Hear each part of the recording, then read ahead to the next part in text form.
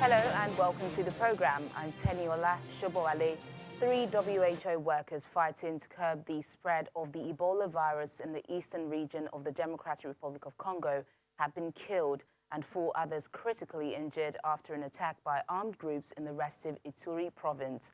On Tuesday, the World Health Organization said it was relocating 49 staff after crowds attacked a UN base in the town of Beni, accusing UN forces of not protecting them from rebel attacks. Ebola responders have previously been targeted by militias and people who do not believe the fatal virus is real and also have deep suspicion about how the vaccine is administered.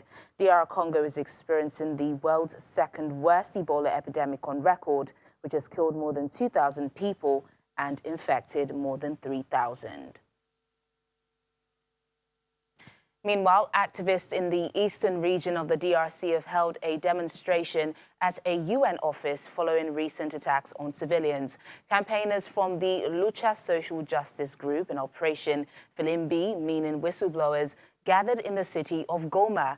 Carrying banners, they are calling for the UN peacekeeping force to leave the country, saying President Felix Tshisekedi must take action to improve the Congolese army. The protest comes in the wake of news of the killing of 3 health workers fighting to curb the spread of the Ebola virus. The attack is suspected to have been carried out by the Mai Mai rebels. The demonstrators were also complaining about Sunday's killing of several villages near the city of Beni.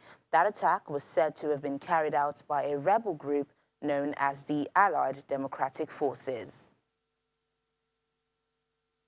Away from the DRC, appeals judges at the International Criminal Court have upheld a 12-month sentence and a fine of 300,000 euros for Jean-Pierre Bemba, the former vice president of the Democratic Republic of Congo, for witness tampering. However, Mr. Bemba will not have to go to jail because he has already served more than 10 years in ICC detention before being acquitted of war crime charges in June 2018. The sentence was reduced due to time already served. Presiding Judge Howard Morrison said the appeals chamber rejects all 3 grounds for appeal advanced by Mr. Bemba and reconfirms his sentence. After his acquittal in his war crimes case last year, he returned to the Democratic Republic of Congo and remains in Kinshasa.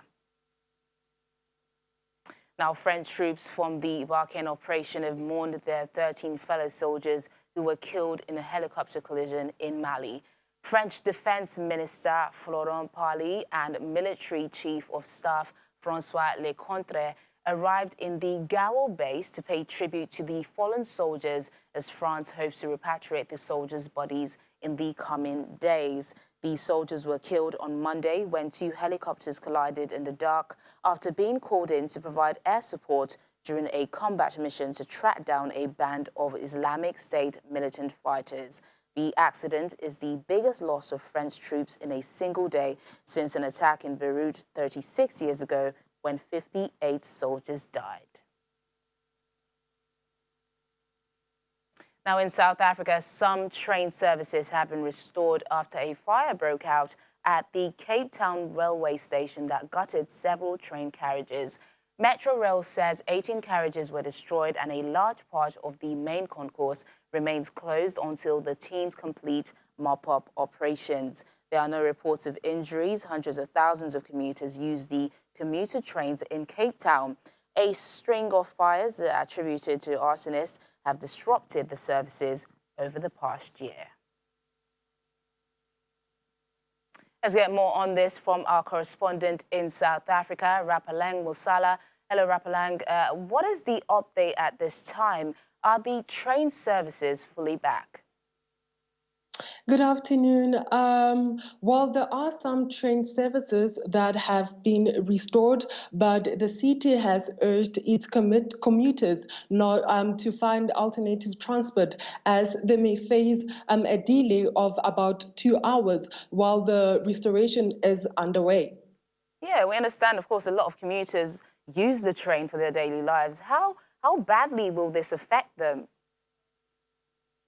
Many commuters were badly affected this morning, as many of them did not have taxi fees to reach the designation. And not only were commuters affected, business owners were also affected as they had to close down their businesses. And the government will also now have to sort of source funds to replace those the torched trains.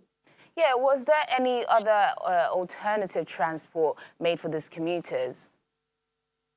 Well, so far there were not any alternative. They had to find their own alternative transport to get to work, to school, to wherever that they were traveling to this morning.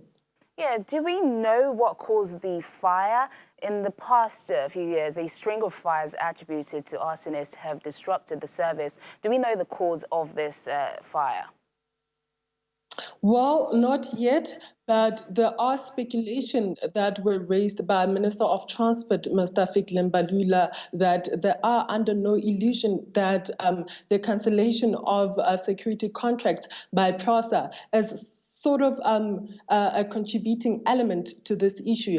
And yes, since 2015, there have been such incidents in South Africa. There have been about 213 since 2015, and for this year only in Cape Town, they faced about 20 of such incidents. All right, then, Rapaleng Mosala, our correspondent in South Africa, thank you so much for speaking to us on Network Africa. Thank you.